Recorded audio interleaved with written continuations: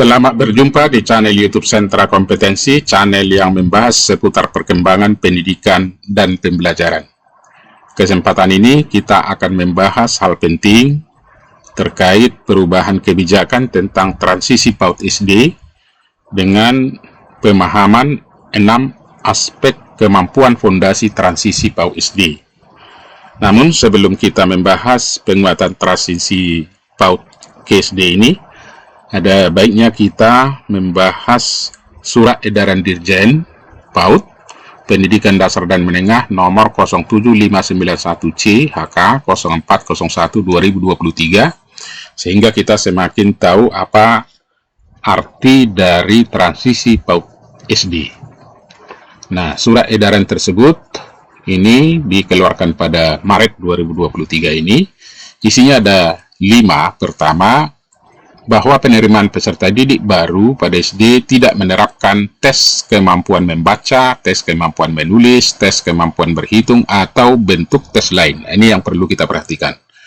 Tes ini dulu kita lakukan, ini sesuai dengan Peraturan Pemerintah Nomor 17 maupun Permendikbud Nomor 1 Tahun 2021 yang berkaitan dengan penerimaan peserta didik baru mulai dari tingkat PAUD hingga tingkat menengah sampai kejuruan. Nah, ini perlu diperhatikan, tidak menerapkan tes kemampuan. Itu yang pertama.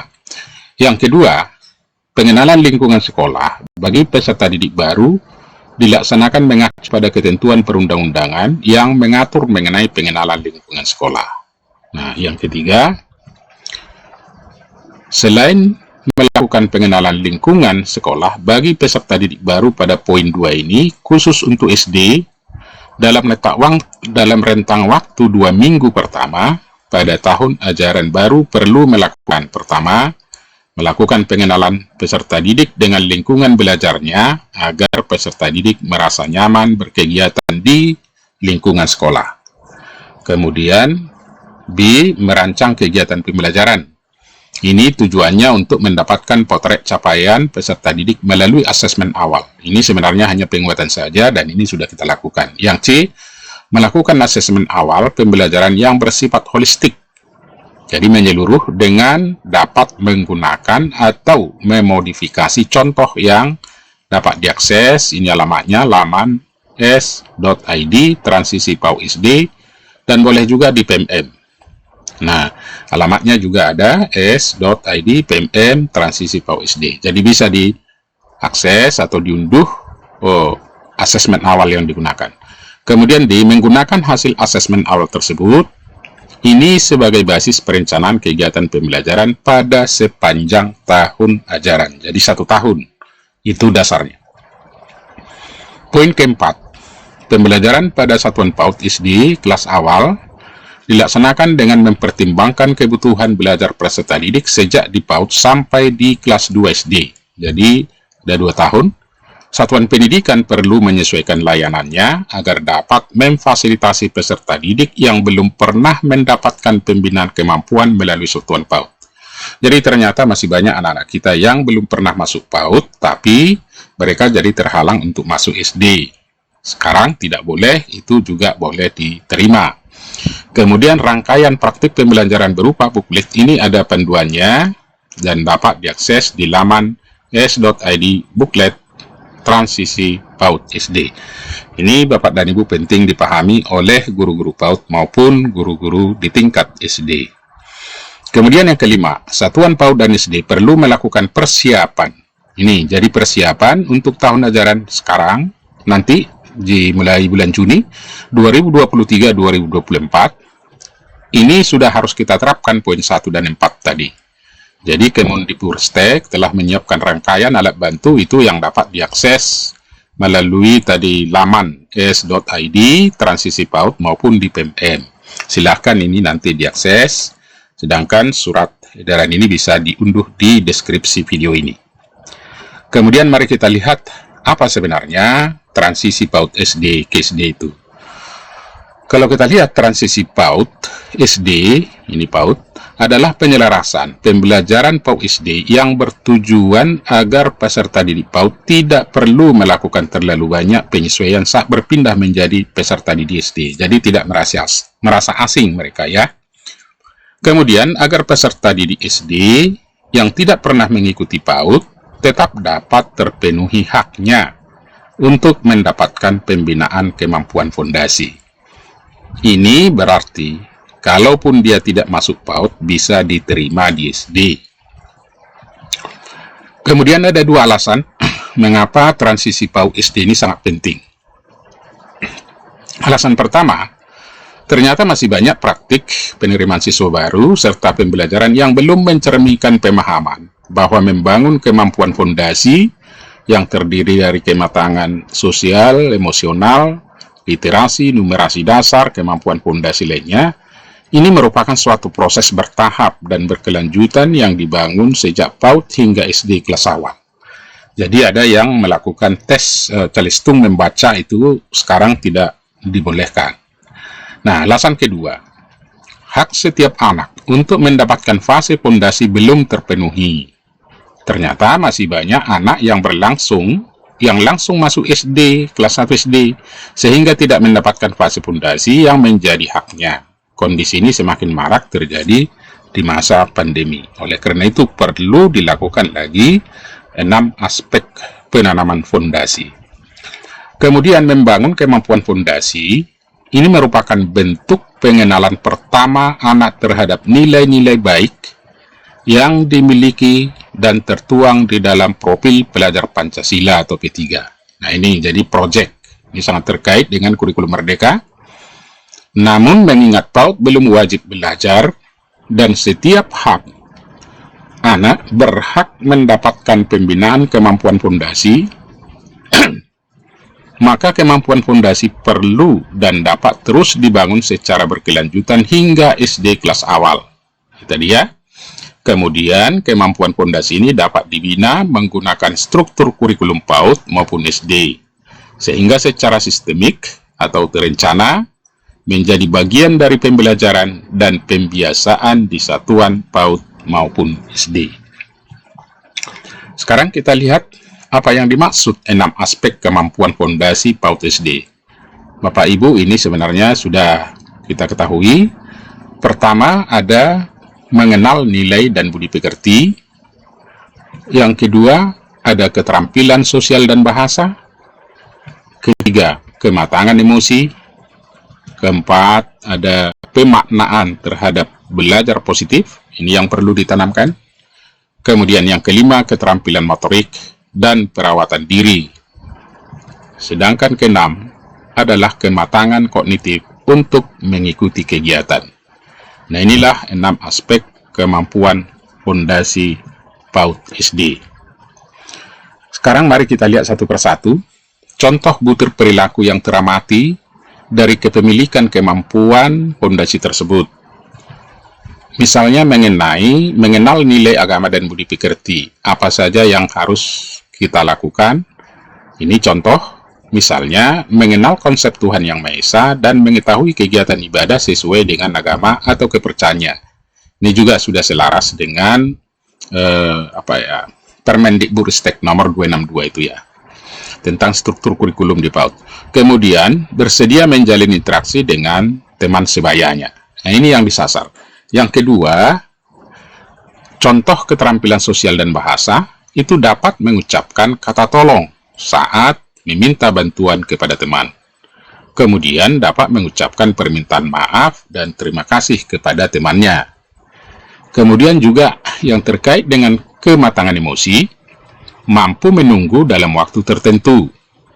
Kemudian dapat mempertahankan perhatian untuk mengikuti kegiatan di kelas dalam rentang waktu yang sesuai dengan usianya. Nah, inilah contoh-contoh dari 3 fondasi. Dan yang keempat, mari kita lihat pemaknaan terhadap belajar. Ini apa contohnya? Senang datang ke sekolah, mau mencoba kembali atau memperbaiki pekerjaan jika melakukan kesalahan, menunjukkan keingintahuan dengan mengajukan pertanyaan. Fondasi yang kelima, keterampilan motorik dan perawatan diri terkait dengan mampu mengelola barang-barang milik pribadi yang dibawa ke sekolah. Tahu mana barang miliknya, bisa membereskan tas sendiri. Jadi sederhana. Kemudian mampu secara bertahap menjaga kebersihan sendiri. Kemudian yang keenam, kematangan kognitif untuk mengikuti kegiatan pembelajaran, contohnya mampu menyimak dan menyampaikan gagasan sederhana. Menyadari keterhubungan antara simbol angka, huruf, dengan kata dan bilangan. Mampu membilang jumlah benda atau objek dan menggunakan angka sebagai simbol jumlah objek atau benda. Jadi bukan membaca ya. Kemudian memahami kosakata, konsep, waktu, sekarang, nanti, kemarin, hari ini, besok, lama, sebentar, pagi, siang, malam. Nah ini 6 fondasi tersebut. Sekarang Bapak dan Ibu, hal penting yang diperhatikan oleh Bapak Ibu guru PAUD dan SD di dalam penerimaan peserta didik baru atau PPDB, SD tidak melakukan tes calistung. Ini sudah dilarang. SD tidak melakukan tes calistung sebagai dasar penerimaan peserta didik baru yang berasal dari satuan PAUD atau belum pernah mengikuti PAUD. SD membina kemampuan literasi dan numerasi yang lebih luas dari kemampuan calistung dan membangun kemampuan fondasi anak. Nah ini sesuai dengan PP nomor 17 2010 ini Bapak dan Ibu. Kemudian, kedua, 2 minggu pertama tahun ajaran baru di PAUD dan SD, utamanya di SD, satuan pendidikan dapat merancang kegiatan pembelajaran untuk periode 2 minggu pertama. Jadi harus dirancang untuk 2 periode 2 minggu pertama. Pertama, di sana ada perkenalan peserta didik dan orang tua dengan lingkungan belajar baru. Ini selama 3 hari. Jadi harus kuat dulu fondasinya. Kemudian perkenalan sekolah dengan peserta didik baru melalui asesmen awal oleh guru. Ini sebenarnya sesuai dengan Permendikbud nomor 18 tahun 2016 tentang pengenalan peserta didik baru ya. Kemudian yang ketiga, dalam proses pembelajaran menyenangkan di PAUD dan SD. Maka guru PAUD dan SD mampu, pertama, memilih kegiatan pembelajaran yang memberikan pengalaman menyenangkan dan membangun kemampuan fondasi. Kemudian melaksanakan kegiatan asesmen di kelas dengan teknik yang menguatkan sikap positif. Jadi sikap yang kita tanamkan kuat. Kemudian menyusun informasi perkembangan anak yang penting diketahui orang tua maupun wali murid. Sekarang kita lihat perubahan-perubahan pembelajaran di PAUD SD sesuai dengan tuntutan peraturan terbaru. Pertama, kemampuan baca tulis hitung adalah bagian dari kemampuan literasi numerasi yang dibangun sejak PAUD hingga SD kelas awal. Jadi bukan calistung melulu, tetapi itu bagian dari literasi numerasi. Jadi luas. Nah, hal ini terkait dengan lingkup kemampuan literasi lebih luas dari hanya baca tulis.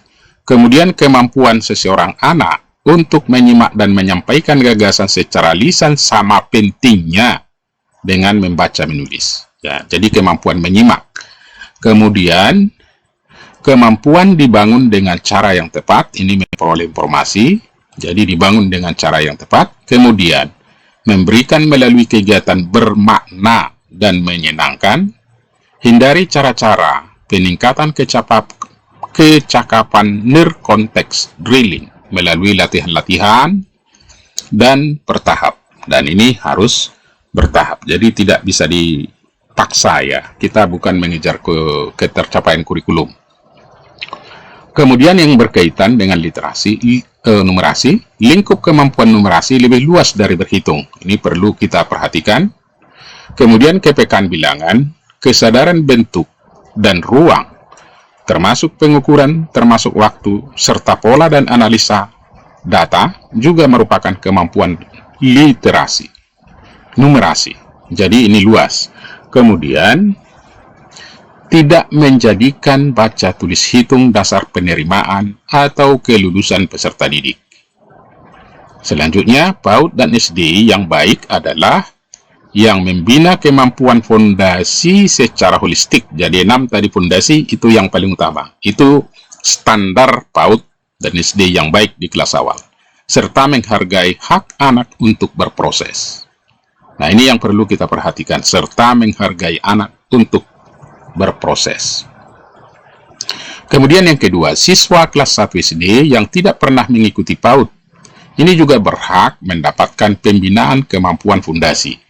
Nah, jadi kita tidak hanya yang berasal dari PAUD. Pembelajaran di SD memberikan kesempatan bagi peserta didik kelas 1 SD yang tidak melalui PAUD untuk tetap dibina kemampuan fondasinya melalui struktur kurikulum SD kelas awal.